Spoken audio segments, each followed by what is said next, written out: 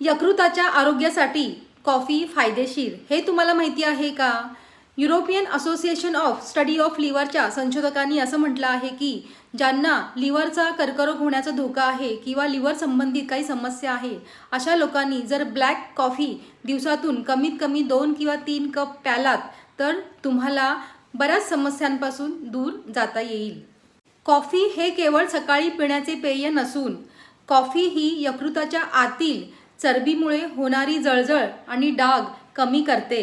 1 cup सुमारे 100 ते 120 मिलीमध्ये तुम्हाला 10 ग्रॅम संपूर्ण भाजलेली कॉफी किंवा 5 ग्रॅम इन्स्टंट कॉफी असावी.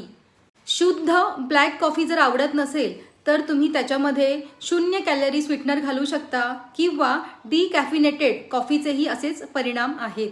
जर कोणाला कॅफीनची संबंधित काही समस्या असतील तर तुम्ही डिकॅफ वापरू शकता आणि कॉफी झोपण्या अगोदर 4 तास अगोदर ती घ्यावी आणि दिवसातून कमीत कमी 2 किंवा 3 कप कॉफी फक्त घ्यावी.